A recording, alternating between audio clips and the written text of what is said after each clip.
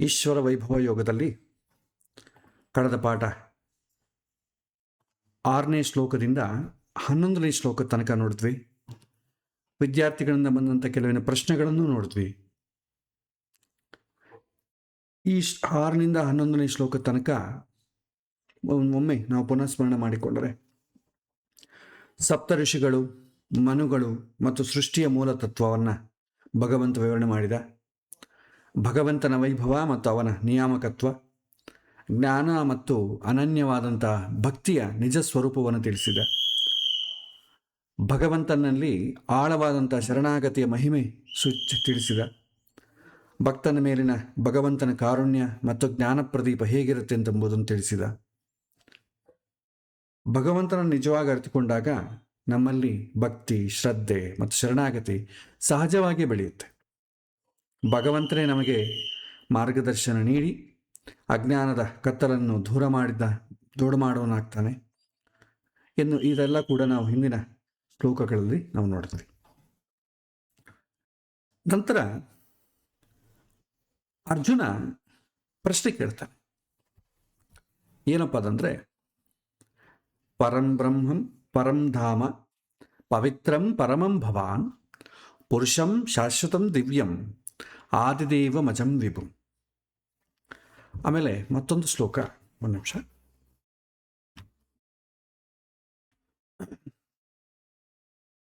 ಆಹುಸ್ತ್ವಾ ಋಷಯ ಸರ್ವೇ ದೇವರ್ಷಿ ನಾರದಸ್ತಥಾ ಅಸಿತೋ ದೇವಲೋ ವ್ಯಾಸ ಸ್ವಯಂ ಚೈವ ಬ್ರವೀಷಿಮೆ ಅಂತ ಹೇಳ್ತಾರೆ. ಅರ್ಜುನ ಇಲ್ಲಿ ಕೃಷ್ಣನನ್ನ ಪರಂಬ್ರಹ್ಮ, ಪರಂಧಾಮ, ಪರಮ ಪವಿತ್ರ ನೀನು ಅಂತ ಸಂಬೋಧನೆ ಮಾಡ್ತಾನೆ. ಯಾವುದು ಎಲ್ಲದಕ್ಕಿಂತ ದೊಡ್ಡದೋ ಅದನ್ನು ಬ್ರಹ್ಮ ಅಂತೇವೆ. ದೊಡ್ಡ ಬ್ರಹ್ಮ ಅಂದರೆ ದೊಡ್ಡದು ಅಂತ. ಬ್ರಹ್ಮಜ್ಞಾನಿ ಅಂದರೆ ಬ್ರಹ್ಮಜ್ಞಾನದಲ್ಲಿ ತುಂಬ ಎತ್ತರದಲ್ಲಿ ಏರಿದವನು ಅಂತ. ಬ್ರಾಹ್ಮಣ ಪದ ಅಷ್ಟೇ, ಎಲ್ಲರಿಗಿಂತಲೂ ಹಿರಿದಾದಂಥ ಜ್ಞಾನವನ್ನು ಯಾರನ್ನ ಪಡೆದಿರ್ತಾನೋ ಅವನ ಬ್ರಾಹ್ಮಣ ಅಂತ ಕರೀತಾರೆ. ಬ್ರಹ್ಮ ಅನ್ನೋ ಪದವನ್ನು ಇನ್ನೂ ಅನೇಕ ಅರ್ಥದಲ್ಲಿ ಬಳಸ್ತಾರೆ. ಅದಕ್ಕಾಗಿ ಇಲ್ಲಿ ಸ್ಪಷ್ಟತೆಗಾಗಿ ಪರಂಬ್ರಹ್ಮ ಅಂತ ಕರೆದಿದ್ದಾರೆ. ಎಲ್ಲದಕ್ಕಿಂತ ದೊಡ್ಡವ ಮತ್ತು ನಂಬಿದವರನ್ನು ಎತ್ತರಕ್ಕೇರಿಸುವ ನೀನು ಪರಿಪೂರ್ಣ, ನಾನು ನನ್ನ ವ್ಯಕ್ತಿತ್ವದ ಪೂರ್ಣತೆಯನ್ನು ಕಾಣಲು ನಿನ್ನ ಅನುಗ್ರಹ ಬೇಕು ಅಂತ ಎನ್ನುವಂಥ ಧ್ವನಿಯಲ್ಲಿ ಈ ಸಂಬೋಧನೆಯನ್ನು ಬಳಸ್ತಾನೆ. ಇನ್ನು ಪರಂಧಾಮ ಎಂಬ ಪದಕ್ಕೆ ಬಂದರೆ, ಧಾಮ ಅಂತಂದರೆ ಆಶ್ರಯ. ಭಗವಂತನನ್ನು ಆಶ್ರಯಿಸದೆ ಇರುವಂಥ ಒಂದು ವಸ್ತುವು ಯಾವುದು ಈ ಜಗತ್ತಿನಲ್ಲಿಲ್ಲ. ನೀನು ಸರ್ವತಂತ್ರ ಸ್ವತಂತ್ರ ಮತ್ತು ನಾವೆಲ್ಲರೂ ನಿನ್ನ ಅಧೀನ, ನೀನು ಆಶ್ರಯದಾತ ಮತ್ತು ನಾವು ಆಶ್ರಿತರು ಎನ್ನುವಂಥ ಅರ್ಥದಲ್ಲಿ ಅರ್ಜುನ ಕೃಷ್ಣನನ್ನು ಪರಂಧಾಮ ಅಂತ ಅಂದಿದ್ದಾನೆ. ತತ್ವಾಭಿಮಾನಿ ದೇವತೆಗಳು ಒಂದೊಂದು ರೂಪದಲ್ಲಿ ನಮಗೆ ಆಶ್ರಯ ನೀಡ್ತಾರೆ. ಆದರೆ ಇಂತಹ ದೇವತೆಗಳಿಗೂ ಆಶ್ರಯನಾಗಿರುವವನು ಭಗವಂತನೇ ಪರಂಧಾಮ ಅಂತ ಅನ್ನುವಂಥ ಸಂಬೋಧನೆ ಇದೆ. ಸಮಸ್ತ ಜೀವರ ಅನಂತ ಯಾತ್ರೆಯಲ್ಲಿ ಆಶ್ರಯದಾತನಾಗಿ ಉದ್ಧಾರ ಮಾಡುವಂಥ ಭಗವಂತನೇ ಸರ್ವಾಶ್ರಯದಾತ. ಆಮೇಲೆ ಪರಮ ಪವಿತ್ರ ಅಂತ ಶಬ್ದ ಬಳಕೆ. ಇಂತಹ ಭಗವಂತನ ನಾವು ಪವಿತ್ರತೆಯ ಪ್ರತೀಕವಾದಂಥ ಅಗ್ನಿಮುಖೇನ ಉಪಾಸನೆ ಮಾಡ್ತೇವೆ. ಅಗ್ನಿ ಸ್ವಯಂ ಪವಿತ್ರ ಮತ್ತು ಅದು ಎಂದೂ ಕೊಳೆ ಆಗೋದಿಲ್ಲ. ನೀರು ಕೊಳೆ ಆಗ್ಬೋದು, ಭೂಮಿ ಕೊಳೆ ಆಗಬಹುದು, ಗಾಳಿ ಕೊಳೆ ಆಗ್ಬೋದು. ಅಗ್ನಿ ಯಾವಾಗೂ ಕೊಳೆ ಆಗೋದೇ ಇಲ್ಲ. ಅಗ್ನಿ ತನ್ನ ಸ್ಪರ್ಶಕ್ಕೆ ಬಂದ ವಸ್ತುಗಳನ್ನು ಕೊಳರಹಿತವ ಮಾಡ್ತದೆ. ಭಗವಂತ ನಮ್ಮನ್ನು ಮತ್ತು ಪ್ರಪಂಚವನ್ನು ಪಾವನೆಗೊಳಿಸುವಂಥ ಪರಮಶಕ್ತಿ ಅಂತಂಬ ಸಂಬೋಧನೆ ಇದರಲ್ಲಿದೆ. ಮತ್ತು ಅರ್ಜುನ ಇಲ್ಲಿ ತನ್ನೆಲ್ಲ ಭೌತಿಕ ಸಂಬಂಧವನ್ನು ಮೀರಿ ತನ್ನ ಎದುರು ನಿಂತವಂಥ ಆ ಪರಬ್ರಹ್ಮನನ್ನು ಕಾಣ್ತಾ ಇದ್ದಾನೆ. ನನ್ನಲ್ಲಿ ಕೊಳೆ ತುಂಬಿದೆ, ಅಸೂಯೆ, ಅಸಹನೆ ತುಂಬಿದೆ.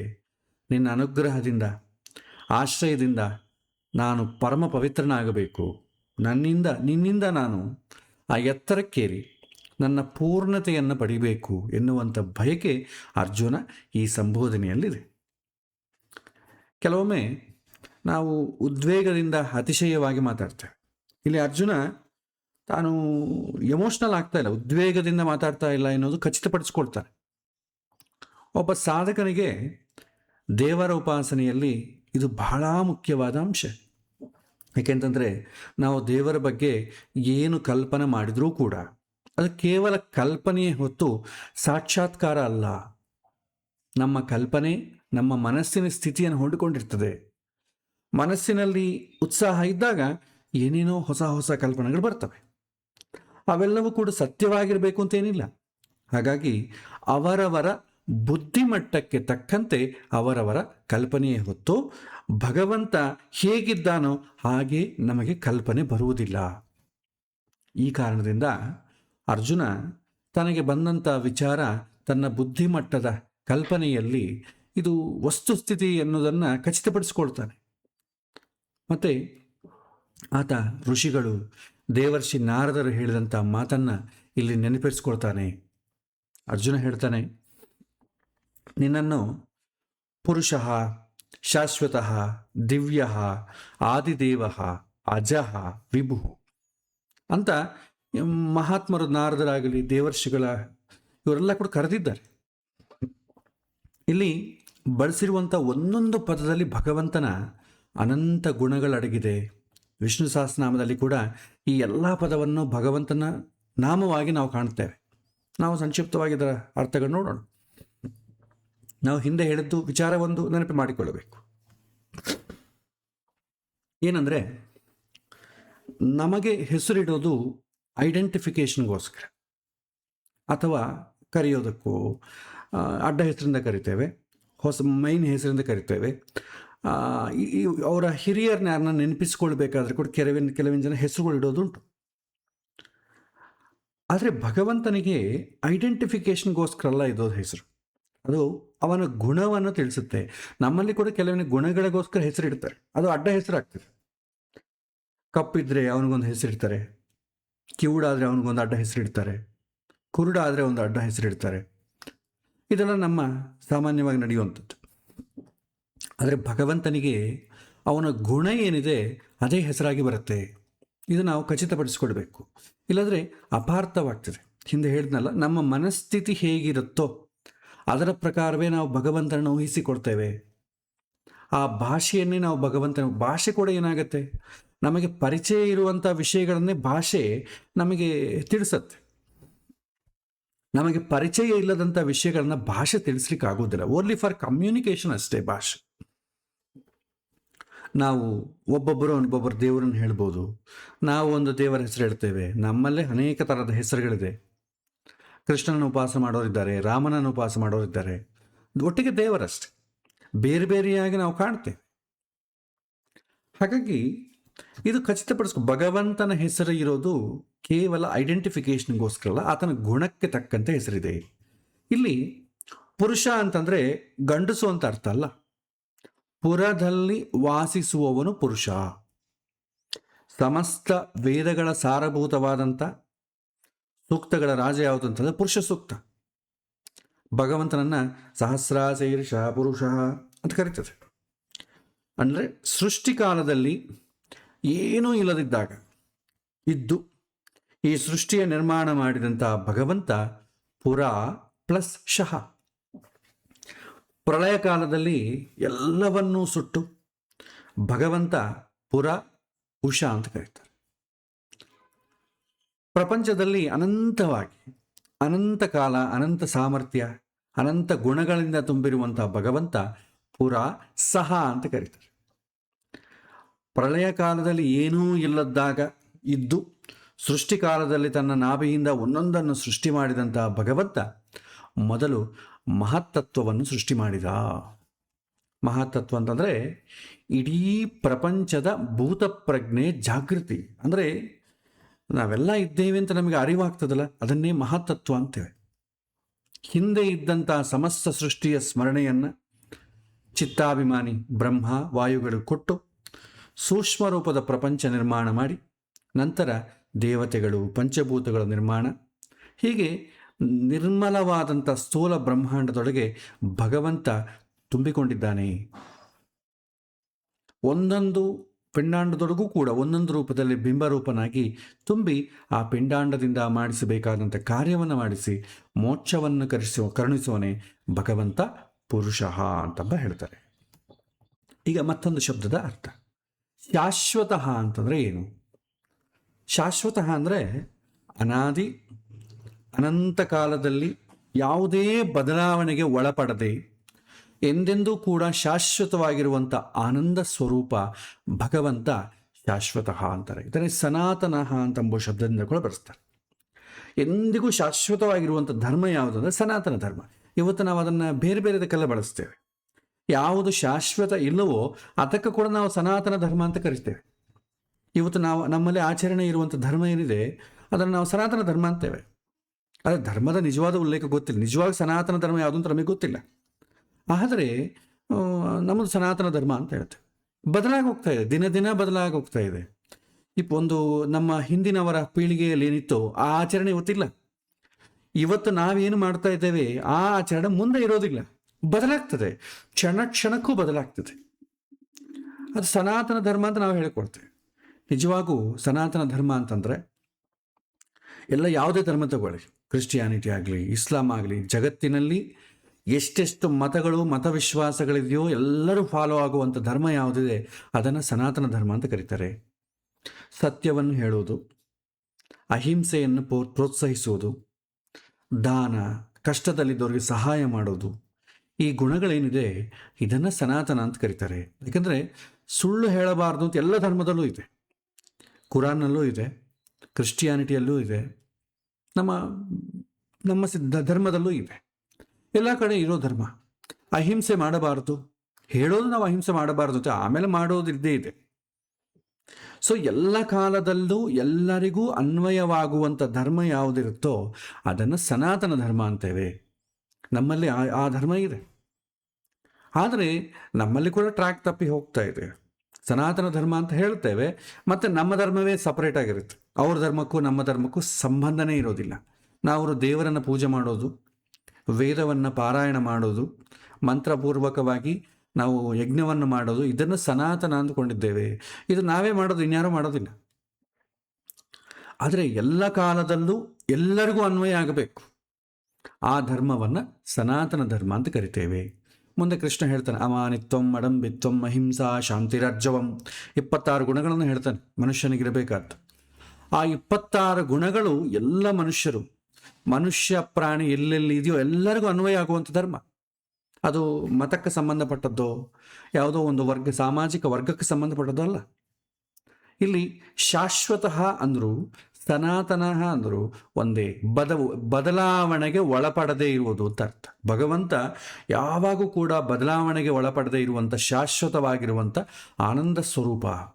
ಆತನೇ ಭಗವಂತ ಶಾಶ್ವತ ಅಂತ ಕರೀತಾರೆ. ಮತ್ತೊಂದು ಶಬ್ದ ದಿವ್ಯ ಅಂತಂಬೋ ಶಬ್ದ ಬಳಸಿದ್ದಾರೆ. ಇದು ತುಂಬ ರೋಚಕವಾದ ಶಬ್ದ. ದಿವ್ಯ ಪದಕ್ಕೆ ಅನೇಕ ಅರ್ಥಗಳಿದೆ. ಮೂಲಭೂತವಾಗಿ ದಿವ್ಯ ಅಥವಾ ದೇವರು, ದೇವರು ಅಂತಂಬೋ ಪದ ಕೂಡ ಇದ್ರ ಕೆಳಗೆ ಬರ್ತದೆ. ಇದೆರಡೂ ಕೂಡ ದಿವು ಎನ್ನುವಂಥ ಸಂಸ್ಕೃತ ಧಾತುವಿನಿಂದ ಬಂದಂಥದ್ದು. ಪ್ರಾಚೀನರು ಧಾತು ಪಾಠದಲ್ಲಿ ಈ ಧಾತುವಿಗೆ 7 ಅರ್ಥ ಹೇಳ್ತಾರೆ. ದಿವ್ಯ ಅಂತಂಬೋ ಪದಕ್ಕಾಗಲಿ, ದೇವರು ಅಂತಂದರೆ ಏನು, ಡೆಫಿನಿಷನ್ ಏನು. ನಾವು ದೇವರು ಅಂತಂದರೆ ನಾವು ಮನೆಗೆ ನಂಬಿಕೊಂಡಿರುವಂಥ ನಮ್ಮ ಮನೆತನದವರು, ನಮ್ಮ ಹಿರಿಯರು ನಂಬಿ ನಮ್ಮ ಮನೆಗೆ ಫೋಟೋನೋ ವಿಗ್ರಹನೋ ಯಾವುದೋ ಒಂದಿಟ್ಟು ನಾವು ಆರಾಧನೆ ಮಾಡುವಂಥದ್ದಕ್ಕೆ ದೇವರು ಅಂತ ಹೆಸರು. ಹಿಂದೂ ಧರ್ಮದಲ್ಲಿ ದೇವರು ಅಂತಂದರೆ ಮನೆಗೆ ಫೋಟೋಗಳಲ್ಲೋ ದೇವರ ಕೋಣೆಯಲ್ಲೋ ಅಥವಾ ದೇವಸ್ಥಾನದಲ್ಲೋ ನೋಡ್ಬೇಕು ನಾವು ಅಷ್ಟೇ. ದೇವರದ್ದು ಅದೇ ಪ್ರತೀಕ. ನಾವು ಪ್ರತೀಕವನ್ನೇ ದೇವರಂತ ಕರಿತೇವೆ. ಆದರೆ ಪ್ರತೀಕ ದೇವರಲ್ಲ. ಪ್ರತೀಕದಲ್ಲಿ ದೇವರು ಇದ್ದಾನೆ ಅಂತ ನಂಬಿ ನಡಿತೇವೆ ನಾವು. ಪ್ರತೀಕದಲ್ಲಿ ದೇವರಿದ್ದಾನೆ ಅಂತ ನಂಬೋದು ಹೇಗೆ? ಅಸಲು ದೇವರ ಶಬ್ದಕ್ಕೆ ಅರ್ಥವೇ ಗೊತ್ತಿಲ್ಲದಾಗ ಹೆಂಗೆ ನಂಬೋದು? ಅದಕ್ಕೆ ಗಲಾಟೆಗಳಾಗ್ತದೆ. ನಾವು ಪ್ರತೀಕವನ್ನಿಟ್ಟು ಪೂಜೆ ಮಾಡ್ತೇವೆ. ನಮ್ಮ ಧರ್ಮವನ್ನು ನೋಡಿದ್ರೆ ಕ್ರಿಶ್ಚಿಯಾನಿಟಿಗೆ, ಇಸ್ಲಾಂಗೆ ಆಗೋದಿಲ್ಲ. ಯಾಕಂದರೆ ಅವರು ಪ್ರತೀಕವನ್ನಿಟ್ಟು ಪೂಜೆ ಮಾಡೋದಿಲ್ಲ. ಅವರನ್ನು ನೋಡಿ ನಾವು ಹಂಗಿಸ್ತೇವೆ. ಏನಪ್ಪ ದೇವರಿಲ್ಲ ಅಂತಾರೆ ಅಂತ ನಾವು ಹಂಗಿಸ್ತೇವೆ. ಹೀಗೆ ಒಬ್ಬರ ಮೇಲೊಬ್ಬರು ಮಾತುಗಳು ಇದೆಲ್ಲ ಆಗ್ತಾ ಹೋಗ್ತದೆ. ಆದರೆ ನಾವು ಈ ಪದಕ್ಕೆ ಅರ್ಥ ತಿಳ್ಕೊಳ್ಳೋಣ. ದಿವ್ಯ ಅಂತಂಬೋ ಅಥವಾ ದೇವರು ಅಂತಂಬೋ ಪದಕ್ಕೆ ಅರ್ಥ ಏನು ಅಂತಂದರೆ, ಪ್ರಾಚೀನ ಕಾಲದಲ್ಲಿ ಇದಕ್ಕೆ 7 ರೀತಿಯಾದಂಥ ಅರ್ಥ ಹೇಳ್ತಿದ್ರು. ದ್ಯುತಿ, ವಿಜಿಗೀಷ, ಕಾಂತಿ, ಸ್ತುತಿ, ವ್ಯವಹಾರ, ಕ್ರೀಡಾ, ಗತಿಷು ಅಂತ. ಈ ಪದಕ್ಕೆ ಮತ್ತೆ ಅರ್ಥ ತಿಳ್ಕೊಳ್ಬೇಕು. ದ್ಯುತಿ ಅಂತಂದ್ರೆ ಏನು ಅಂದರೆ, ದ್ಯುತಿ ಅಂದರೆ ಬೆಳಕಿನ ಸ್ವರೂಪ, ಬೆಳಕಿನ ಪುಂಜವಾದ ಸೂರ್ಯಚಂದ್ರಾದಿಗಳಿಗೆ ಬೆಳಕನ್ನು ಕೊಡುವಂಥ ಭಗವಂತ ನಮ್ಮೊಳಗೆ ಜ್ಞಾನದ ಬೆಳಕನ್ನು ತುಂಬುತ್ತಾನೆ ಅಂತಂಬೋ ಅರ್ಥಕ್ಕೆ ದ್ಯುತಿ ಅಂತ ಬಳಸ್ತಾರೆ. ಯಾಕೆಂದರೆ ಚಂದ್ರನ ಬೆಳಕು ಸ್ವತಃ ಬೆಳಕಲ್ಲ, ನಮಗೆ ಗೊತ್ತಿದೆ. ಸೂರ್ಯನ ಬೆಳಕು ಚಂದ್ರನ ಮೇಲೆ ಬಿದ್ದು ನಮಗೆ ಕಾಣಿಸ್ಕೊಡುತ್ತೆ. ಸೂರ್ಯನ ಬೆಳಕು ಸ್ವತಃ ಬೆಳಕಲ್ಲ, ಭಗವಂತನ ಬೆಳಕು ಸೂರ್ಯನ ಮೇಲೆ ಬಿದ್ದು ನಮಗೆ ಕಾಣಿಸಿಕೊಳ್ಳುತ್ತೆ. ಹಾಗಾಗಿ ಭಗವಂತನೇ ಬೆಳಕು. ಅದಕ್ಕಿಲ್ಲಿ ಆ ದ್ಯುತಿ ಅಂತ ಕರೀತಾರೆ. ಭಗವಂತನ ದೊಡ್ಡ ಗುಣ ಅದು. ಜ್ಞಾನದ ಬೆಳಕನ್ನು ತುಂಬುತ್ತಾನೆ. ಈ ಬೆಳಕು ಒಂದೇ ಅಲ್ಲ, ಜ್ಞಾನದ ಬೆಳಕು ಕೂಡ ತುಂಬುವವನು ಯಾರು ಅಂದರೆ ದ್ಯುತಿ. ಎರಡನೇ ಪದಕ್ಕರ್ಥ ವಿಜಿಗೀಷ ಅಂತ. ಭಗವಂತ ಎಲ್ಲರಿಗಿಂತ ಎತ್ತರದಲ್ಲಿರುವವನು ಹಾಗೂ ಗೆಲುವಿನ ಸ್ವರೂಪ. ಎಲ್ಲರಿಗಿಂತ ಎತ್ತರದಲ್ಲಿರುವವನು ಅಂತಂದರೆ ದೊಡ್ಡ ಗುಡ್ಡದ ಮೇಲಿದ್ದಾನಂತ ಅರ್ಥ ಅಲ್ಲ. ಎಲ್ಲರಿಗಿಂತಲೂ ಜ್ಞಾನದಲ್ಲಾಗಲಿ ಎಲ್ಲದರಲ್ಲೂ ಎತ್ತರದಲ್ಲಿರುವವನು ಅಂತ ಅರ್ಥ. ಅದೇ ದೊಡ್ಡವನು ಅಂತ ಅರ್ಥ. ಬ್ರಹ್ಮ ಅಂತ ನಾವು ಕರಿತೇವೆ. ಮೂರನೇ ಪದ ಕಾಂತಿ ಅಂತ. ಕೇವಲ ಇಚ್ಛೆಯಿಂದ ಸೃಷ್ಟಿ ಮಾಡಬಲ್ಲವನು, ನಮಗೆ ಇಚ್ಛೆಯನ್ನು ಕೊಟ್ಟವ ಹಾಗೂ ಅದನ್ನು ಅವರವರ ಯೋಗ್ಯತೆಗೆ ತಕ್ಕಂತೆ ಪೂರೈಸುವನು. ನಮಗೆ ಈಗ ಮಳೆ ಬರಬೇಕು ಅಂತಂದರೆ ನಾವು ಸಂಕಲ್ಪ ಮಾಡಿದ್ವಿ, ಇಚ್ಛಿಸಿದ್ವಿ ಅಂದ್ಕೊಳ್ಳಿ, ಮಳೆ ಆಗೋದಿಲ್ಲ. ಆದರೆ ಭಗವಂತ ಇಚ್ಛಿಸಿದರೆ ಖಂಡಿತ ಆಗ್ತದೆ. ಆ ಶಕ್ತಿ ಉಳ್ಳವನು, ಅದನ್ನೇ ಕಾಂತಿ ಅಂತ ಕರೀತಾರೆ. ನಾಲ್ಕನೇದು ಸ್ತುತಿ ಅಂತಂಬೋ ಅರ್ಥದಲ್ಲಿ ಬಳಸ್ತಾರೆ. ಎಲ್ಲರಿಂದ ಸ್ತುತನಾದವನು, ಎಲ್ಲರೂ ಯಾರನ್ನು ಸ್ತುತಿಸ್ತಾರೋ ಅವನು ಸರ್ವಶಬ್ದವಾಚ್ಯನಾದಂತಹ ಭಗವಂತ.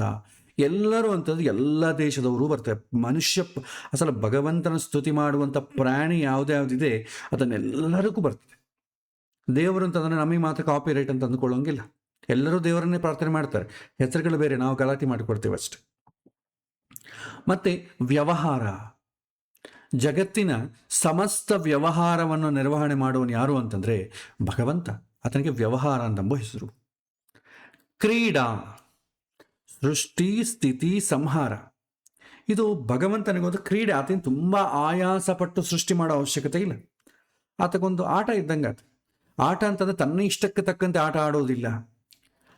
ಧರ್ಮಕ್ಕೆ ತಕ್ಕಂತೆ, ಆಯಾ ಕಾಲದ ಧರ್ಮಕ್ಕೆ ತಕ್ಕಂತೆ ಆತ ಆಟ ಆಡ್ತಾನೆ. ಇದನ್ನೇ ಕ್ರೀಡಾ ಅಂತ ಕರೀತಾರೆ. ಕೊನೆ ಅರ್ಥ ಗತಿಷು, ಚಲನೆ ಮತ್ತು ಜ್ಞಾನ ಕೊಟ್ಟವನು ಅಂತ ಅರ್ಥ.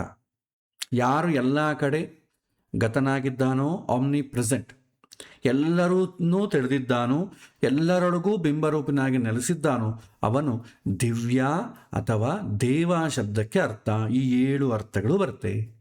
ದ್ಯುತಿ, ವಿಜಿಗೀಷ, ಕಾಂತಿ, ಸ್ತುತಿ, ವ್ಯವಹಾರ, ಕ್ರೀಡಾ, ಗತಿಷು. ಈ ಅರ್ಥವನ್ನು ನಮಗೆ ತಿಳ್ಕೊಂಡಾಗ ಯಾರ ಮೇಲೂ ನಮಗೆ ಗಲಾಟೆ ಬರೋದಿಲ್ಲ. ಯಾಕೆಂತಂದ್ರೆ ಇರೋನೊಬ್ಬನೇ ದೇವರು. ನಮಗೆ ಆ ದೇವರು ಯಾರು ಅಂತಂಬೋದು ಗಲಾಟೆ ಅಷ್ಟೇ ಆಗಲಿ, ನಿಜವಾಗ ಆ ಗುಣ ಏನು ಅಂತ ತಿಳ್ಕೊಂಡಾಗ ಯಾರಿಗೂ ಬರೋದಿಲ್ಲ. ಎಲ್ಲರೂ ಸ್ತುತನಾದವನು ನಾವು ನಮ್ಮ ಭಾಷೆಯಲ್ಲಿ ಸ್ತುತಿ ಮಾಡ್ತೇವೆ. ಪಾಶ್ಚಾತ್ಯರು ಹಿಬ್ರು ಭಾಷೆಯಲ್ಲೋ ಅಥವಾ ಅರಬಿಕ್ ಭಾಷೆಯಲ್ಲೋ ಅವರವರ ಭಾಷೆ ಏನಿದೆ ಅವರ ಭಾಷೆಯಿಂದ ಸ್ತುತಿ ಮಾಡ್ತಾರೆ. ಭಾಷೆ ಬದಲಾಯಿತು ಅಂತಂಬ ಹೆಸರು ಬದಲಾಯಿತು ಅಂತಂದರೆ ಪರ್ಸನ್ ಬದಲಾಯಿತು ಅಂತ ನಾವು ಅಂದುಕೊಳ್ತೇವೆ. ಅದಕ್ಕೆ ಗಲಾಟೆ ಮಾಡಿಕೊಳ್ತೇವೆ. ಎಷ್ಟೋ ಸಲ ನಾವು ಹಿಂದೆ ಹೇಳಿದ್ದೇವೆ, ಮೋಕ್ಷಕ್ಕೆ ಸಂಬಂಧಪಟ್ಟ ವಿಚಾರಕ್ಕೆ ಬಂದಾಗ ಈ ಜನ್ಮದಲ್ಲಿ ಹುಟ್ಟಿದ್ದೇವೆ, ಎಲ್ಲಿ ಭಾರತದಲ್ಲಿ ಹುಟ್ಟಿದ್ದೇವೆ, ಮತ್ತು ಇಲ್ಲೇ ಹುಡ್ತೇವೆ ಅಂತ ಗ್ಯಾರಂಟಿ ಏನಿಲ್ಲ. ನಾವು ಯಾವ ದೇಶದಲ್ಲಾದರೂ ಹುಟ್ಟಬಹುದು. ಮನುಷ್ಯನಾಗಿ ಹುಟ್ಟಬೇಕು ಅಂತಲೇ ಗ್ಯಾರಂಟಿ ಇಲ್ಲ. ಪಶು ಪಕ್ಷಾದಿಗಳಾಗೂ ಹುಟ್ಟಬಹುದು, ಅಥವಾ ಹುಟ್ಟದೆ ವೇಟಿಂಗ್ ಲಿಸ್ಟಲ್ಲಿ ಕೂಡ ಇರ್ಬೋದು. ಎಷ್ಟೋ ಕಾಯ್ತಾ ಇರ್ತವೆ ಜೀವಗಳು. ಗರುಡ ಪುರಾಣದಲ್ಲಿ ವರ್ಣನೆ ಮಾಡ್ತದೆ. ಯಾರು ಸ್ತ್ರೀ ಪುರುಷ ದಂಪತಿಗಳಿದ್ದಾರೆ ಕಾಯ್ತಾ ಇರ್ತಾರೆ, ಹೋಗಿ ಸೇರಿಕೊಳ್ಳೋಣ, ಮನುಷ್ಯ ಪ್ರಾಣ ಶರೀರ ಪಡ್ಕೊಳ್ಳೋಣ ಅಂತ. ದೊಡ್ಡ ಅದು ಅನಾಹುತ.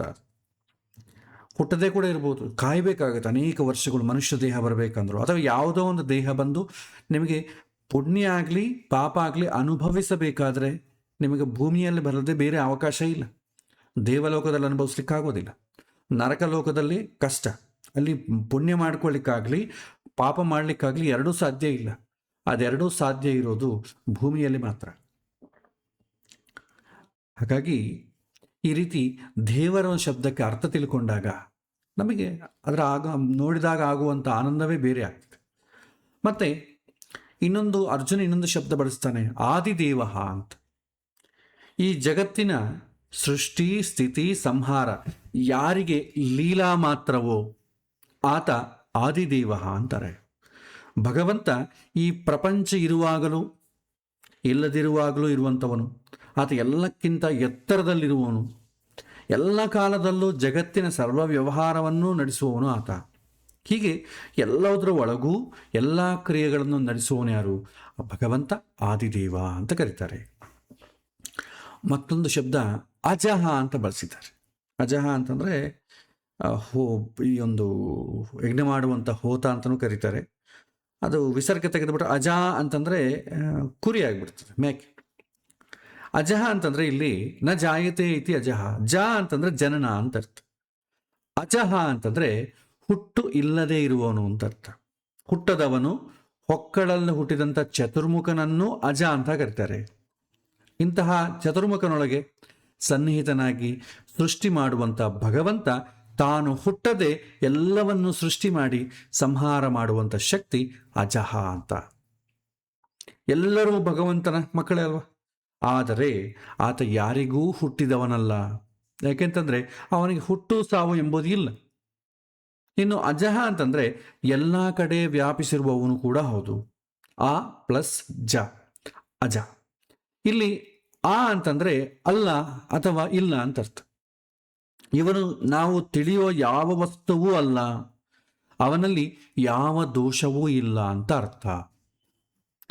ಮತ್ತೊಂದು ಶಬ್ದ ಬಳಸ್ತಾನೆ, ವಿಭುಹು ಅಂತ.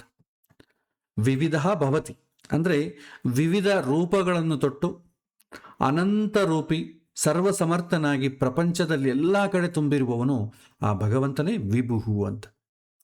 ಇಲ್ಲಿ ಅರ್ಜುನ ವಿಶೇಷವಾಗಿ ದೇವರ್ಷಿ ನಾರದರ ಬಗ್ಗೆ, ಅಸಿತ, ದೇವಲ ಮತ್ತು ವ್ಯಾಸರ ಹೆಸರನ್ನು ಈ ಒಂದು ಶ್ಲೋಕದಲ್ಲಿ ಉಲ್ಲೇಖಿಸ್ತಾರೆ. ಯಾಕೆಂದರೆ ಅರ್ಜುನ ಇವರನ್ನೆಲ್ಲರನ್ನು ಕಂಡಿದ್ದ ಮತ್ತು ಅವರ ಭಗವಂತನ ಬಗ್ಗೆ ಹೇಳುವುದನ್ನು ಕೂಡ ಕೇಳಿದ್ದೇವೆ. ನಾರದ ಮಹಾಜ್ಞಾನಿ ಅನ್ನೋದು ನಮಗೆ ಗೊತ್ತಿದೆ. ಇವರು ಧರ್ಮರಾಜನ ಆಸ್ಥಾನದಲ್ಲಿ ಭಗವಂತನಿಗೆ ಅಗ್ರಪೂಜೆ ನಡೆದಾಗ ಬಂದು ಹರಿಸಿದಂಥ ದೇವಲೋಕದ ಋಷಿ. ನರಸಮುದಾಯದಲ್ಲಿರುವಂಥ ಅಜ್ಞಾನವನ್ನು ಸಂಹಾರ ಮಾಡಿ ಭಗವಂತನ ಜ್ಞಾನವನ್ನು ಕೊಡುವಂಥ ನಾರದರು ನಮಗೆ ಸತ್ಯವನ್ನು ಹೊಳಿಸುವಂಥ ಅಂತರ್ಪ್ರಜ್ಞೆಯ ದೇವತೆ, ಇಂಟ್ಯೂಷನ್ ಅಂತೇವೆ. ಇಂಟ್ಯೂಷನ್ ಪ್ರತಿಯೊಬ್ಬನಿಗೂ ಒಂದೊಂದು ಸಮಯದಲ್ಲಿ ಆಕ್ಟಿವೇಟ್ ಆಗುತ್ತೆ. ನಮಗೆ ನ್ಯೂಟನ್ ಗ್ರಾವಿಟೇಷನ್ ಫೋರ್ಸ್ ಇದೆ ಅಂತ ಆ್ಯಪಲ್ ಹಣ್ಣು ಕೆಳಗೆ ಬಿದ್ದ ತಕ್ಷಣ ಅವನಿಗೆ ಹೊಳಿತು. ಅದನ್ನೇ ಇಂಟ್ಯೂಷನ್ ಅಂತೆ. ಆರ್ಕಿಮೆಡಿಸ್ಗೆ ಬಾತ್ರೂಮಲ್ಲಿ ಹೊಳಿತು. ಯಾವಾಗ ಏನು ಹೊಳೆಯುತ್ತೋ ಹೇಳಲಿಕ್ಕಾಗಲ್ಲ. ನಾವು ಸಿನಿಮಾದಲ್ಲಿ ಆಗಲಿ ನಾಟಕದಲ್ಲಾಗಲಿ ನಾರದರು ಬಂದು ಒಂದು ಹೇಳ್ತಾ ಇರ್ತಾರೆ, ಅದನ್ನೇ ನಾವು ಇಂಟ್ಯೂಷನ್ ಅಂತೇವೆ. ಆಜ್ಞಾಚಕ್ರವನ್ನು ಜಾಗೃತಗೊಳಿಸಿದಾಗ ನಮಗೆ ನಾರದರ ದರ್ಶನ ಆಗ್ತದೆ. ಯಾವುದನ್ನು ಮಾಡಬೇಕು, ಯಾವುದನ್ನು ಮಾಡಬಾರದು ಎನ್ನುವುದನ್ನು ಅಂತರ್ದೃಷ್ಟಿಯಿಂದ ಉತ್ತರಿಸುವಂಥವರೇ ನಾರದರು. ಆಮೇಲೆ ಅಸೀತ, ದೇವಲರು. ಇವರು ಮಂತ್ರದುಷ್ಟರಾದ ವೇದಕಾಲದ ಋಷಿಗಳು. ಇವರು ಧರ್ಮರಾಜನ ಸಭೆಗೆ ಬಂದು ಆತನಿಗೆ ಧರ್ಮೋಪದೇಶ ಮಾಡಿದ್ದನ್ನು ಕೂಡ ಅರ್ಜುನ ನೋಡಿದ್ದ. ಇನ್ನು ವ್ಯಾಸರು ವೇದವನ್ನು ವಿಭಾಗ ಮಾಡಿ ನಮಗೆ 18 ಪುರಾಣವನ್ನು, ಮಹಾಭಾರತ, ಪಂಚಮವೇದವನ್ನು ಕೊಟ್ಟು ಭಗವಂತನ ಅವತಾರ. ಈ ಎಲ್ಲ ಮಹಾತ್ಮರು ಏನನ್ನು ಹೇಳಿದ್ದಾರೋ ಅದನ್ನೇ ನೀನು ನನಗೆ ಹೇಳ್ತಿದ್ದೀಯಾ ಅಂತ ಹೇಳ್ತಾನೆ ಅರ್ಜುನ. ಹೀಗೆ ತನ್ನಲ್ಲಿ ಆಗುತ್ತಿರುವಂಥ ಅನುಭವ ಕೇವಲ ಭ್ರಮೆ ಅಲ್ಲ ಎನ್ನುವುದನ್ನು ಅರ್ಜುನ ಖಚಿತಪಡಿಸ್ಕೊಳ್ತಾನೆ. ಎಮೋಷನ್ ಆಗ್ತಾ ಹೇಳ್ತಾ ಇಲ್ಲ. ನಾವು ಎಮೋಷನ್ ಆಗಿಬಿಡ್ತೇವೆ, ಅದಕ್ಕೆ ಲಾಜಿಕ್ ಇರಲ್ಲ. ಹೊರಗೆ ಬಂದ ಮೇಲೆ ಲಾಜಿಕ್ ಹುಡುಕೊಳ್ತೇವೆ ನಾವು. ಆದರೆ ಅರ್ಜುನ ಖಚಿತಪಡಿಸ್ಕೊಳ್ತು, ನಾನೇನು ಎಮೋಷನ್ ಆಗಿ ಉದ್ವೇಗದಿಂದ ಹೇಳ್ತಾ ಇಲ್ಲ ಅಂತ. ಇದೆಲ್ಲ ಕೂಡ ಹಿಂದೆ ನಾರದರು ಹೇಳಿದ್ದು ಕೇಳಿದ್ದೇನೆ, ವ್ಯಾಸರು ಹೇಳಿದ್ದನ್ನು ಕೇಳಿದ್ದೇನೆ, ಇದನ್ನು ಹೇಳ್ತಾನೆ. ಆಮೇಲೆ ಮತ್ತೊಂದು ಶ್ಲೋಕ ಹೇಳ್ತಾನೆ, ಸರ್ವಮೇತ ಧೃತಂ ಮನ್ಯೆ ಯನ್ಮಾಂ ವದಸಿ ಕೇಶವ ನಹಿತೇ ಭಗವಾನ್ ವ್ಯಕ್ತಿಂ ವಿದುರ್ದೇವ ನ ದಾನವ ಅಂತ ಹೇಳ್ತಾರೆ. ನೀನು ಹೇಳುತ್ತಿರುವುದರಲ್ಲಿ ಯಾವುದೇ ಅತಿಶಯೋಕ್ತಿ ಇಲ್ಲ ಎನ್ನುವುದು ನನಗೆ ಗೊತ್ತಿದೆ. ನಿನ್ನ ಅರಿವಿನ ಅಭಿವ್ಯಕ್ತಿಯನ್ನು ದೇವತೆಗಳಿಗಾಗಲಿ ದಾನವರಾಗಲಿ ತಿಳಿದಿಲ್ಲ ಎನ್ನುವುದು ನನಗೆ ಗೊತ್ತಿದೆ ಅಂತ ಹೇಳ್ತಾನೆ ಅರ್ಜುನ. ದೇವತೆಗಳಿಗೆ ಭಗವಂತನ ಗುಣಪ್ರಮಾಣವನ್ನು ಪೂರ್ಣ ಅಳೆಯೋದಕ್ಕೆ ಸಾಧ್ಯವಾಗಲಿಲ್ಲ. ದಾನವರಿಗೆ ಭಗವಂತನಲ್ಲಿ ದೋಷ ಹುಡುಕೋದ್ರಲ್ಲಿ ಯಶಸ್ವಿನೇ ಆಗಿಲ್ಲ. ಯಾಕೆಂದರೆ ಭಗವಂತ ಅನಂತ ಗುಣಪೂರ್ಣ. ಆತನಲ್ಲಿ ಯಾವುದೇ ದೋಷ ಇಲ್ಲ. ಆತನನ್ನು ಪೂರ್ಣ ಅರ್ಥ ಮಾಡಿಕೊಳ್ಳುವುದು ಅಸಾಧ್ಯ. ಭಗವಂತನ ಬಗ್ಗೆ ಅವನೇ ಹೇಳಬೇಕೇ ಹೊರತು ಇನ್ನೊಬ್ಬರು ಅದನ್ನು ಪೂರ್ಣವಾಗಿ ವರ್ಣಿಸೋದಕ್ಕೆ ಸಾಧ್ಯ ಇಲ್ಲ ಅಂತ ಹೇಳ್ತಾನೆ. ಭಗವಂತನನ್ನು ಪೂರ್ಣ ತಿಳಿಯುವುದು ಹಾಗಿರಲಿ, ಆತನ ಒಂದು ಅವತಾರವನ್ನಾಗಲಿ, ಅವತಾರದಲ್ಲಿರುವಂಥ ಒಂದು ಲೀಲೆಯ ಪೂರ್ಣ ಅರ್ಥ ಮಾಡಿಕೊಳ್ಳೋದೇ ಕಷ್ಟ. ಕೃಷ್ಣ ತನ್ನ ಅವತಾರದಲ್ಲಿ ನಡೆದುಕೊಂಡಂಥ ರೀತಿ ನಮಗೆ ಅರ್ಥ ಆಗೋದೇ ಇಲ್ಲ. ನಮಗೆ ಅದು ವಿಚಿತ್ರವಾಗಂತ ಅನಿಸುತ್ತೆ. ಆತನನ್ನು ಅರಿಯುವುದು ಅಷ್ಟು ಸುಲಭದ ಕೆಲಸವಲ್ಲ.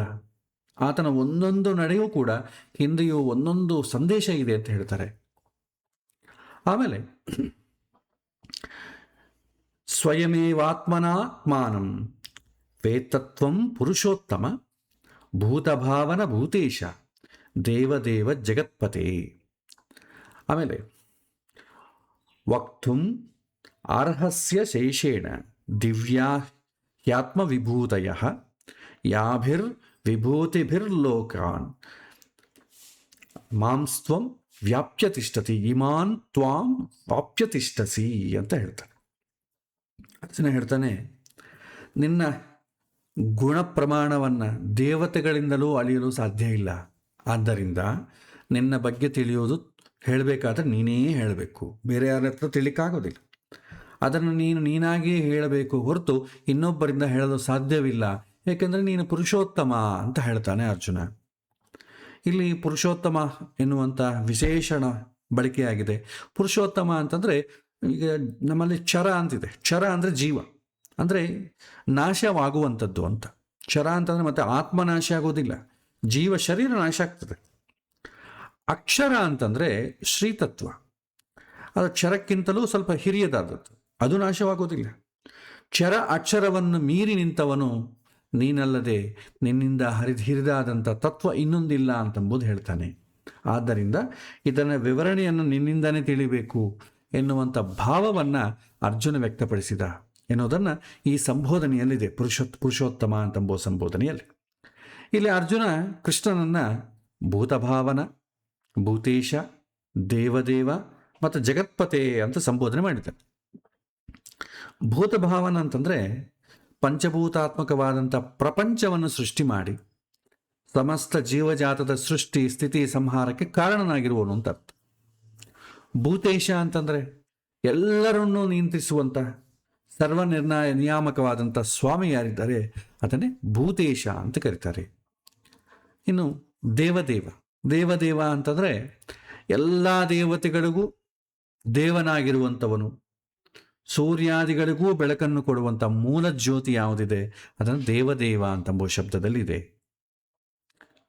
ಜಗತ್ಪತಿ, ಪತಿ ಅಂತಂದರೆ ಪಾಲಕ ಅಂತ ಅರ್ಥ. ಹುಟ್ಟಿಸುವವನೂ ಭಗವಂತ, ಸಾಯಿಸುವವನೂ ಭಗವಂತ, ಹುಟ್ಟು ಸಾವಿಲ್ಲದಂಥ ಮೋಕ್ಷವನ್ನು ಕೊಡುವಂಥವನೂ ಭಗವಂತನೇ.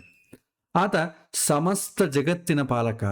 ನಮಗೆ ಭಗವಂತ ಸಂಸಾರ ಬಂಧವನ್ನು ಕೊಡುವುದು ಆತನ ಪಾಲನೆಯ ಶಿಕ್ಷಣೆಯ ಒಂದು ಮುಖ ಅಷ್ಟೆ. ಒಟ್ಟಿನಲ್ಲಿ ನೀನಲ್ಲದೆ ನಾನಿಲ್ಲ, ನೀನೇ ಸರ್ವರಕ್ಷಕ ಎನ್ನುವಂಥ ಭಾವನೆಯಲ್ಲಿ ಅರ್ಜುನ ಈ ಮೂಲಕ ವ್ಯಕ್ತಪಡಿಸ್ತಾನೆ. ಮತ್ತೊಂದು ವಿಚಾರ ಹೇಳ್ತಾನೆ, ಕಥಂ ವಿದ್ಯಾಂ ಅಹಂ ಯೋಗೀನ್ ತ್ವಾಂ ಸದಾ ಪರಿಚಿಂತಯನ್ ಕೇಶು ಕೇಶು ಚ ಭಾವೇಶು ಚಿಂತ್ಯ ಅಸಿ ಭಗವನ್ ಮಯಾಹ ಅಂತ ಹೇಳ್ತಾನೆ. ಈ ಪ್ರಪಂಚದ ಪ್ರತಿಯೊಂದು ವಸ್ತುವಿನಲ್ಲಿರುವಂಥ ಒಂದು ವಿಶಿಷ್ಟ ಗುಣದ ಹಿಂದೆ ಭಗವಂತನ ವಿಭೂತಿ ಅಡಗಿದೆ. ಇಲ್ಲಿ ಅರ್ಜುನ ಭಗವಂತನಲ್ಲಿ ಪ್ರಾರ್ಥಿಸ್ತಾನೆ, ಸರ್ವ ಸಮರ್ಥನಾದ ನೀನು ಎಲ್ಲಿ ಏನಾಗಿದ್ದಿ ಅಂತ ನಿನಗೆ ತಿಳಿದಿದೆ ಹೊರತು ನನಗೆ ಗೊತ್ತಿಲ್ಲ. ನಾನು ಒಂದು ವಸ್ತುವನ್ನು ಕಂಡಾಗ ಅದರ ಹಿಂದಿರುವಂಥ ಭಗವತ್ ಶಕ್ತಿಯ ನೆನಪು ನನಗಿರಬೇಕು. ನನಗೆ ಬರಬೇಕಾದ್ರೆ ಯಾವ ಯಾವ ವಸ್ತುವಿನಲ್ಲಿ ನಿನ್ನ ಉಪಾಸನೆಯನ್ನು ನಾನು ಮಾಡಬಹುದು ಅದನ್ನು ನನಗೆ ತಿಳಿದು ಹೇಳಬೇಕು ನೀನೇ ಅಂತ ಹೇಳ್ತಾನೆ. ಆಮೇಲೆ ಮತ್ತೊಂದು, ವಿಸ್ತರೇಣ ಆತ್ಮನಃ ಯೋಗಂ ವಿಭೂತಿಂಚ ಜನಾರ್ದನ ಭೂಯಃ ಕಥಯ ತೃಪ್ತಿ ಶೃಣ್ವತಃ ನ ಅಸ್ತಿಮೇ ಅಮೃತಂ ಅಂತಂತಾರೆ. ನಿನ್ನ ವಿಭೂತಿಯನ್ನು ಇನ್ನೂ ಹೇಳು ನನಗೆ ಅಂತ ಅರ್ಜುನ ಕೃಷ್ಣನನ್ನು ಕೇಳ್ಕೊಳ್ತಾನೆ. ಭಗವಂತನ ವಿಭೂತಿಯಲ್ಲಿ ಪ್ರಮುಖವಾಗಿ 4 ಥರ ಅಂತ ಹೇಳ್ತಾರೆ. ಸಾಕ್ಷಾತ್ ವಿಭೂತಿ ಅಂತಾರೆ. ಇಲ್ಲಿ ಭಗವಂತ ವಿಶಿಷ್ಟ ರೂಪದಲ್ಲಿ ನಮಗೆ ಭೂಮಿಯ ಮೇಲೆ ಕಾಣಿಸಿಕೊಳ್ತಾನೆ. ಉದಾಹರಣೆಗೆ ಭಗವಂತನ ಅವತಾರಗಳೆಲ್ಲ ಕೂಡ ಸಾಕ್ಷಾತ್ ವಿಭೂತಿಗಳೇ. ರಾಮ, ಕೃಷ್ಣ, ವೇದವ್ಯಾಸರು, ಪರಶುರಾಮ, ಇದೆಲ್ಲ ಸಾಕ್ಷಾತ್ ಡೈರೆಕ್ಟಾಗಿ ಭಗವಂತನೇ ಬಂದಿತ್ತು. ಆಮೇಲೆ ಎರಡನೇದು ವಿಜಾತಿಯ ಸೃಷ್ಟ ಪ್ರಭಾ ಅಂತ ಹೇಳ್ತಾರೆ. ಉದಾಹರಣೆಗೆ ನಕ್ಷತ್ರಗಳ ರಾಜ ಚಂದ್ರ. ಇಲ್ಲಿ ಚಂದ್ರ ನಕ್ಷತ್ರಗಳ ಜಾತಿಗೆ ಸೇರಿಲ್ಲ, ಆದರೆ ಆತ ನಕ್ಷತ್ರಗಳ ರಾಜ ಅಂತ ಹೇಳ್ತಾರೆ. ಆಮೇಲೆ ಸ್ವಜಾತೀಯ ಸೃಷ್ಟಪ್ರಭ, ಉದಾಹರಣೆಗೆ ದೇವತೆಗಳಲ್ಲಿ ಇಂದ್ರ, ಬೆಳಕಿನಲ್ಲಿ ಸೂರ್ಯ. ಆಮೇಲೆ ಸ್ವಜಾತೀಯ ಏಕದೇಶೀಯ ಸೃಷ್ಟಪ್ರಭಾ ಅಂತ, ಉದಾಹರಣೆಗೆ ಪಾಂಡವರಲ್ಲಿ ಅರ್ಜುನ. ಸ್ವಲ್ಪ ವಿಶೇಷವಾದಂಥ ಗುಣ ಇರುತ್ತೆ, ಅದರಲ್ಲಿ ಒಂದು ಪೆಕ್ಯುಲರ್ ಕ್ವಾಲಿಟಿ ಇರುತ್ತೋ ಅದು ಭಗವಂತನ ವಿಭೂತಿ. ಹೀಗೆ ಈ 4 ಬಗೆಯಲ್ಲಿ ಭಗವಂತನ ವಿಭೂತಿ ರೂಪಗಳನ್ನು ಅನಂತವಾಗಿ ಕಾಣಬಹುದು. ಇಲ್ಲಿ ಎಲ್ಲವನ್ನು ನಾವು ಉಪಾಸನೆ ಮಾಡಲಿಕ್ಕೆ ಸಾಧ್ಯ ಆಗೋದಿಲ್ಲ. ಅದಕ್ಕಾಗಿ ಅರ್ಜುನ ಉಪಾಸನೆ ಮಾಡೋದಕ್ಕೆ ಅನುಕೂಲವಾದಂಥ ನಿನ್ನ ವಿಭೂತಿಯನ್ನು ವಿಸ್ತಾರವಾಗಿ ಹೇಳು ಅಂತ ಕೃಷ್ಣನನ್ನು ಕೇಳ್ಕೊಳ್ತಾನೆ. ಇಲ್ಲಿ ವಿಭೂತಿ ಅಂತಂದ್ರೆ ಏನು ಅಂತ ಬರ್ತದೆ. ವಿ ಅಂತಂದ್ರೆ ವಿಶೇಷವಾಗಿ, ಭೂತ ಅಂತಂದ್ರೆ ಪ್ರಕಟವಾಗುವುದು, ಮಹಿಮೆ, ವಿಶೇಷವಾಗಿ ಪ್ರಕಟವಾಗುವಂಥ ದೈವಿಕ ಮಹಿಮೆಯನ್ನೇ ನಾವು ವಿಭೂತಿ ಅಂತ ಕರಿತೇವೆ. ಯಾವುದು ಶ್ರೇಷ್ಠ, ಯಾವುದು ಶಕ್ತಿಶಾಲಿ, ಯಾವುದು ವಿಶಿಷ್ಟ, ಅದರಲ್ಲಿ ನನ್ನ ಅಂಶ ಇದೆ ಅಂತ ಭಗವಂತ ಹೇಳ್ತಾನೆ ಮುಂದೆ. ಇಲ್ಲಿ ಅರ್ಜುನ ಕೃಷ್ಣನ ಸಂದೇಶವನ್ನು ಕೇಳಿ ಆನಂದ ಸಾಗರದಲ್ಲಿ ತೇಲ್ತಾ ಇದ್ದಾನೆ. ಆತ ಹೇಳ್ತಾನೆ, ನಾನು ಅಮೃತಪಾನ ಮಾಡ್ತಿದ್ದೇನೆ ಕೃಷ್ಣ, ಇಲ್ಲಿ ಸಾಕು ಅನಿಸೋದೇ ಇಲ್ಲ. ಇದು ಮೋಕ್ಷಪ್ರದವಾದಂಥ ಕಿವಿ ಬೊಗಸೆಯಿಂದ ಮಾಡುವಂಥ ಅಮೃತಪಾನ. ಇದು ನಮ್ಮನ್ನು ಹುಟ್ಟು ಸಾವಿನ ಸುಳಿಯಿಂದ ಸಿಗದಂತೆ ಮಾಡಿ ಅಮೃತರನ್ನಾಗಿ ಮಾಡುವಂಥ ಜ್ಞಾನ. ಇದನ್ನು ಎಷ್ಟು ಸವಿದರೂ ಕೂಡ ತಣವಿಲ್ಲ. ಅದಕ್ಕಾಗಿ ಇನ್ನೂ ಹೇಳು ಅಂತ ಕೃಷ್ಣನಲ್ಲಿ ಅರ್ಜುನ ಕೇಳಿಕೊಡ್ತಾನೆ. ಅದಕ್ಕೆ ಕೃಷ್ಣ ಉತ್ತರ ಕೊಡ್ತಾನೆ. ಅಂತೆ ಕಥಯಿಷ್ಯಾಮಿ ದಿವ್ಯಾ ಹ್ಯಾತ್ಮವಿಭೂತಯ ಪ್ರಾಧಾನ್ಯತಃ ಕುರುಶ್ರೇಷ್ಠ ನಾಸ್ಯಂತೋ ವಿಸ್ತರಸ್ಯಮೇ ಅಂತ ಹೇಳ್ತಾರೆ. ಸಂಸ್ಕೃತದಲ್ಲಿ ಹಂತ ಎನ್ನುವ ಪದಕ್ಕೆ ಸಂತೋಷ ಮತ್ತು ವಿಸ್ಮಯವನ್ನು ವ್ಯಕ್ತಪಡಿಸುವುದಕ್ಕೆ ಬಳಸುವಂಥ ಪದ. ಕೃಷ್ಣ ಅರ್ಜುನನ ಅವನ ಆಸಕ್ತಿಯನ್ನು ಕಂಡು ಆತನನ್ನು ಭಲೆ ಅಥವಾ ಬೇಷ್ ಅಂತ ಹೊಗಳ್ತಾನೆ. ಈಗಿನ ಕಾಲದಲ್ಲಿ ಯಾರಿಗೂ ಕೂಡ ವೇದಾಂತ ಕೇಳುವ ಇಚ್ಛೆ ಇಲ್ಲ, ನಮಗೆ ಸಮಯ ಇಲ್ಲ ಅಂತ ನಾವು ಜಾರಿ ಕೊಡ್ತೇವೆ. ಮಾನಸಿಕವಾಗಿ ನೋಡಿದ್ರೆ ಸಮಯ ಇಲ್ಲ ಅನ್ನೋದಕ್ಕೆ ಇಷ್ಟ ಇಲ್ಲ ಅಂತ ಅಂಬೋದು ಅರ್ಥ. ಅದರ ಹಿಂದಿರುವಂಥ ಭಾವ ಅದೇ. ಇಷ್ಟ ಇದ್ದರೆ ಎಲ್ಲದಕ್ಕೂ ಸಮಯ ಮಾಡಿಕೊಡ್ತೇವೆ. ಇಲ್ಲಿ ಅರ್ಜುನನ ಕಾತರಿಯನ್ನು ಕೃಷ್ಣ ಪ್ರಶಂಸಿಸ್ತಾನೆ ಮತ್ತು ನೀನು ಕೇಳಬೇಕೆಂದು ಬಯಸಿದ್ದನ್ನು ಖಂಡಿತವಾಗೂ ನಾನು ಹೇಳ್ತೇನೆ ಅಂತ ಹೇಳ್ತಾನೆ ಕೃಷ್ಣ. ಭಗವಂತನ ವಿಭೂತಿ ದಿವ್ಯವಾದದ್ದು ಮತ್ತು ಅದು ಅನಂತ. ಅದನ್ನು ಪೂರ್ಣ ವಿಸ್ತಾರವಾಗಿ ಹೇಳಲು ಸಾಧ್ಯ ಇಲ್ಲ. ಇಲ್ಲಿ ಕೃಷ್ಣ ನಾವು ಮುಖ್ಯವಾಗಿ ಉಪಾಸನೆ ಮಾಡಬೇಕಾದಂಥ ಭಗವಂತನ ವಿಭೂತಿಯನ್ನು ಸಂಕ್ಷಿಪ್ತವಾಗಿ ಸಂಗ್ರಹ ಮಾಡಿ ಹೇಳಿದ್ದಾನೆ. ಇಲ್ಲಿ ಕುರುಶ್ರೇಷ್ಠ ಎನ್ನುವಂಥ ವಿಶೇಷಣೆ ಬಳಕೆಯಾಗಿದೆ. ತಮ್ಮನ್ನು ತಾವು ಭಗವದುಪಾಸನೆ ದಾರಿಯಲ್ಲಿ ತೊಡಗಿಸಿಕೊಂಡ ಸಾಧಕರು ಕುರುಗಳು ಅಂತಂತಾರೆ. ಇದು ಅಧ್ಯಾತ್ಮಕ್ಕೆ ಬೇಕಾದಂಥ ಕನಿಷ್ಠ ಅರ್ಹತೆ, ಇಂಟ್ರೆಸ್ಟ್ ಇರಬೇಕು. ನೀನು ಅಧ್ಯಾತ್ಮ ಸಾಧನೆಯಲ್ಲಿ ಎತ್ತರಕ್ಕೇರಿದವನು, ನಿನಗೆ ಈ ಸಾಧನೆಯಲ್ಲಿ ಕಳಿಕಳಿ ಇದೆ, ಅದಕ್ಕಾಗಿ ನಿನಗೆ ಖಂಡಿತವಾಗಿಯೂ ಹೇಳ್ತೇನೆ ಅಂತ ಎನ್ನುವಂಥ ಸಂಬೋಧನೆಯಲ್ಲಿ ಈ ಕುರು ಅಂತ ಶಬ್ದ ಬಳಕೆಯಾಗಿದೆ. ಮತ್ತೆ ಕೃಷ್ಣ ಹೇಳ್ತಾನೆ, ಅಹಮಾತ್ಮ ಗುಡಾಕೇಶ ಸರ್ವಭೂತಾಶಯ ಸ್ಥಿತಃ ಅಹಮಾದಿಶ್ಚ ಮದ್ಯಂಚ ಭೂತಾನಾಂ ಅಂತೈವಚ ಅಂತ ಹೇಳ್ತಾರೆ. ವಿಭೂತಿ ಒಟ್ಟು ಸಾರ ಎಸೆನ್ಸ್ ಏನಂತಂದರೆ, ಭಗವಂತ ಎಲ್ಲರ ಒಳಗೂ ತುಂಬಿದ್ದಾನೆ, ಅದು ನಮಗೆ ಪ್ರಕಟವಾಗೋದು ಹೇಗೆ ಅಂತಂಬುದು ಹೇಳಬೇಕು. ಕೃಷ್ಣ ಹೇಳ್ತಾನೆ, ನಾನು ಪ್ರತಿಯೊಂದು ಜೀವಿಯ ಒಳಗೆಯೂ ಆತ್ಮವಾಗಿ ತುಂಬಿದ್ದೇನೆ, ಎಲ್ಲ ಜೀವಿಗಳ ಆತ್ಮ ನಾನು ಅಂತ. ಈ ಶ್ಲೋಕದಲ್ಲಿ ಜೀವಾತ್ಮ ಪರಮಾತ್ಮ ಒಂದೇ ಅಂತ ಹೇಳಲಾಗಿದಂಥ ಬಹಳ ಜನ ತಪ್ಪು ಅರ್ಥ ಮಾಡಿಕೊಳ್ಳೋ ಸಂದರ್ಭವೂ ಇದೆ. ಆದರೆ ಇಲ್ಲಿ ಕೃಷ್ಣ ಹೇಳೋದು ಜೀವಾತ್ಮರ ಆತ್ಮನಾಗಿ ನಾನು ತುಂಬಿದ್ದೇನೆ ಅಂತ ಹೊರತು ನಾನೇ ಜೀವಾತ್ಮ ಅಂತ ಅರ್ಥ ಅಲ್ಲ. ಇದು ಪ್ರತಿಯೊಂದು ಜೀವರ ಒಳಗೆಯೂ ಅಂತರ್ಯಾಮಿಯಾಗಿರುವಂಥ ಬಿಂಬರೂಪಿ ಭಗವಂತ ಹೇಳ್ತಾನೆ. ಭಗವಂತ ಸರ್ವಭೂತಾಶಯ ಸ್ಥಿತ, ಸಮಸ್ತ ಜೀವಜಾತದ ಹೃದಯದ ಗುಹೆಯಲ್ಲಿ ಅಂತರ್ಯಾಮಿಯಾಗಿ ನಿಂತಿದ್ದಾನೆ. ಆ ಹೃತ್ಕಮಲ ಮಧ್ಯ ನಿವಾಸಿ. ಇದು ಭಗವಂತನ ಅತಿ ದೊಡ್ಡ ವಿಭೂತಿ. ಅನಂತ ಜೀವಿರೊಳಗೆ ಅನಂತ ವಿಭೂತಿ ರೂಪದಲ್ಲಿ ಭಗವಂತ ವ್ಯಕ್ತನಾಗ್ತಾನೆ. ಈ ಕಾರಣದಿಂದ ನಾವು ಒಂದೊಂದು ಜೀವರಲ್ಲಿ ಒಂದೊಂದು ಶಕ್ತಿಯ ವೈಶಿಷ್ಟ್ಯವನ್ನು ಕಾಣುತ್ತೇವೆ. ಸಮಸ್ತ ಜೀವಗಳು ಹುಟ್ಟುವ ಮುಂಚೆ ಅವುಗಳ ಒಳಗೆ ನಿಯಾಮಕನಾಗಿ ನಿಂತು ಅವುಗಳ ಸೃಷ್ಟಿಗೆ ಕಾರಣನಾಗಿ ಅವುಗಳನ್ನು ರಕ್ಷಣೆ ಮಾಡಿ ಪ್ರಳಯ ಕಾಲದಲ್ಲೂ ಕೂಡ ಎಲ್ಲವನ್ನೂ ಕಾಪಾಡುವಂಥ ಭಗವಂತ ಎಲ್ಲ ಅವಸ್ಥೆಗಳಲ್ಲಿಯೂ ಒಳಗೆ ನಿಂತು ರಕ್ಷಿಸುವಂಥ ಶಕ್ತಿ. ಇಲ್ಲಿ ಗೂಢಾಕೇಶ ಎಂಬ ಪದ ನಾವು ಕಳೆದ ಬಾರಿ ಕೂಡ ಇದ್ರ ಬಗ್ಗೆ ಸ್ಪರ್ಶ ಮಾಡಿದ್ವಿ. ಇದು ಕೂಡ ಒಂದು ವಿಭೂತಿಯ ಗಮಕ. ಗುಡಾಕ ಅಂತಂದ್ರೆ ನಿದ್ದೆ ಅಂತ ಅರ್ಥ. ಗುಡಾಕೇಶ ಅಂತಂದ್ರೆ ನಿದ್ದೆಯನ್ನು ಗೆದ್ದವನು. ಅರ್ಜುನನಲ್ಲಿ ಈ ವಿಶೇಷ ಸಾಮರ್ಥ್ಯ ಇತ್ತು, ಅದಕ್ಕಾಗಿ ಆತನ ಈ ನಾಮದಿಂದ ಕರಿತಾ ಇದ್ರು. ನಿನ್ನೊಳಗೆ ನಿದ್ದೆಯನ್ನು ಗೆಲ್ಲುವ ಶಕ್ತಿಯಾಗಿ ತುಂಬಿರುವವನು ನಾನೇ ಎನ್ನುವಂಥ ಧ್ವನಿ ಈ ಸಂಬೋಧನೆಯಲ್ಲಿದೆ.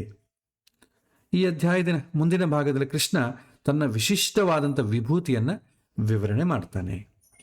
ನೋಡೋಣ, ಅದನ್ನು ಇನ್ನು ಬಹಳಷ್ಟು ವಿಚಾರಗಳು ಬರುತ್ತೆ, ಅದನ್ನು ನಾವು ಮುಂದಿನ ಪಾಠದಲ್ಲಿ ನೋಡೋಣ.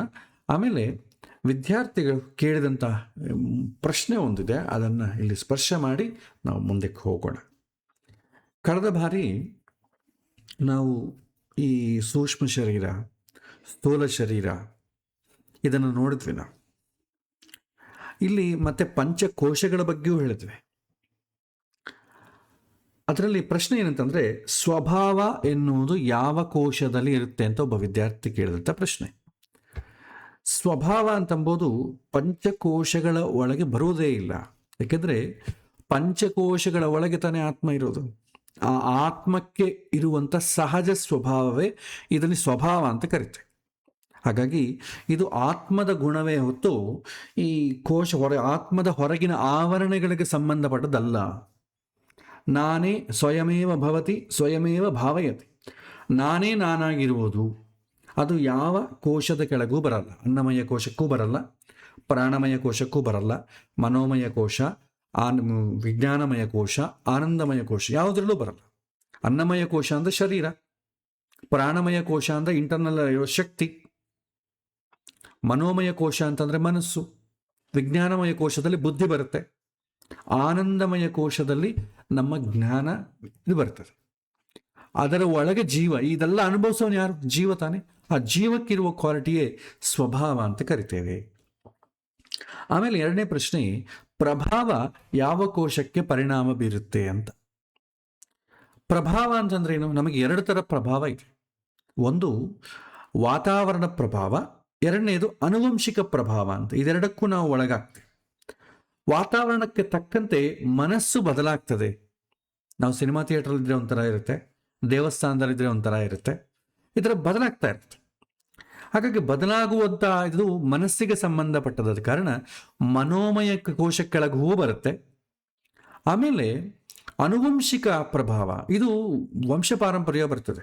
ಅನುವಂಶಿಕ ಅಂತಂದರೆ ಕೆಲವಿನ ಸಂಸ್ಕಾರಗಳ ರೂಪದಲ್ಲಿ ನಾವು ಹಿಂದಿನ ಜನ್ಮದಲ್ಲಿ ಏನು ಗಳಿಸಿದ್ದೇವೋ ಅದೇ ಸಂಸ್ಕಾರ ರೂಪದಲ್ಲಿ ಬರುತ್ತೆ. ಹಿಂದಿನ ಜನ್ಮದಲ್ಲಿ ತುಂಬ ಒಳ್ಳೆ ಹಾಡುಗಾರ ಆಗಿದ್ದ ಅಂದ್ಕೊಳ್ಳಿ, ಈ ಜನ್ಮದಲ್ಲಿ ಹುಟ್ಟಿನಿಂದಲೇ ಹಾಡು ಬರ್ತದೆ, ಈಸಿಯಾಗಿ ಹೇಳ್ಬಿಡ್ತಾ. ಹಾಗಾಗಿ ಇದು ಮನೋಮಯ ಕೋಶದ ಕೆಳಗೂ ಬರುತ್ತೆ, ಆಮೇಲೆ ವಿಜ್ಞಾನಮಯ ಕೋಶದ ಕೆಳಗೂ ಬರುತ್ತೆ. ಇದನ್ನು ನಾವು ಹೇಳಬೇಕಾದ್ರೆ ಸ್ಥೂಲ ಶರೀರ, ಸೂಕ್ಷ್ಮ ಶರೀರ, ಕಾರಣ ಶರೀರ ಅಂತ ಹೇಳಿದ್ವಲ್ಲ, ಆ ಕಾರಣ ಶರೀರದ ಕೆಳಗೆ ಇದು ಬರುತ್ತೆ. ಯಾಕಂದರೆ ಸಂಸ್ಕಾರಗಳು, ನಮ್ಮ ಸಂಸ್ಕಾರಗಳು, ನಾವು ಗಳಿಸಿದಂಥ ಪುಣ್ಯ ಸಂಚಿತ ಕರ್ಮ, ಪ್ರಾರಬ್ಧ ಕರ್ಮ, ಆಗಾಮಿ ಕರ್ಮ, ಏನು ಡಾಟಾಬೇಸ್ ಇದೆ ಅದೆಲ್ಲ ಕೂಡ ಸಂಸ್ಕಾರಗಳಲ್ಲೂ ಬರುತ್ತೆ. ಹಾಗಾಗಿ ಪ್ರಭಾವ, ಅನುವಂಶಿಕ ಪ್ರಭಾವ ಅಂತಂಬೋದು ಕಾರಣ ಶರೀರದ ಕೆಳಗೆ ಬರುತ್ತೆ. ಆಮೇಲೆ ಈ ಒಂದು ವಾತಾವರಣ ಪ್ರಭಾವ ಅಂತಂಬೋದು ಸೂಕ್ಷ್ಮ ಶರೀರದ ಕೆಳಗೆ ಬರುತ್ತೆ. ಎರಡಕ್ಕೂ ಅನ್ವಯ ಆಗುತ್ತೆ.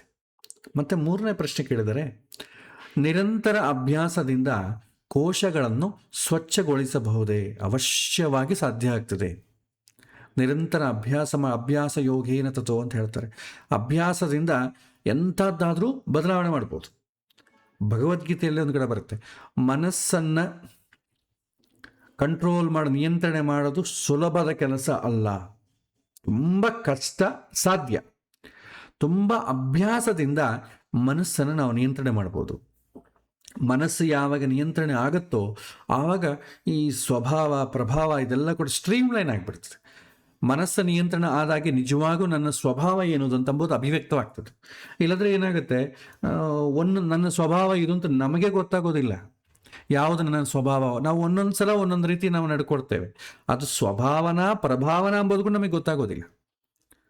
ನಾವು ನಮ್ಮ ಸ್ವಭಾವ ಏನು ಅಂತ ಕಂಡು ಹಿಡಿಬೇಕಾದ್ರೂ ಕೂಡ ಮನಸ್ಸು ನಿಯಂತ್ರಣೆ ಬರಬೇಕು. ಇಲ್ಲದಿದ್ದರೆ ಒಂದೊಂದು ಸಲ ಒಂದೊಂದು ಥರ ಬಿಹೇವ್ ಮಾಡ್ತೇವೆ. ಸಹಜವಾದಂಥ ಸ್ವಭಾವ ಯಾವುದು ಗೊತ್ತಾಗೋದೇ ಇಲ್ಲ. ಮನಸ್ಸನ್ನು, ಅದರ ಎಕ್ಸ್ಪೀರಿಯನ್ಸನ್ನು ಸ್ವಲ್ಪ ನಾವು ಪಕ್ಕಕ್ಕಿಟ್ಟರೆ ನಿಜವಾಗಿ ನಾನು ಹೇಗೆ ಆಲೋಚನೆ ಮಾಡ್ತೀನಿ ಅಂತಂಬೋದು ನಾವು ಕಂಡು ಹಿಡಿದ್ರೆ ಆವಾಗ ಸ್ವಭಾವ ಅಂತಂಬುದು ಗೊತ್ತಾಗ್ತದೆ. ಸ್ವಭಾವದ ಕೆಲವಿನ ಲಕ್ಷಣಗಳನ್ನು ನಾವು ಕಂಡುಹಿಡಿಬೋದು, ಎಲ್ಲವನ್ನೂ ಅಲ್ಲ, ಕೆಲವಿನ ಲಕ್ಷಣಗಳು.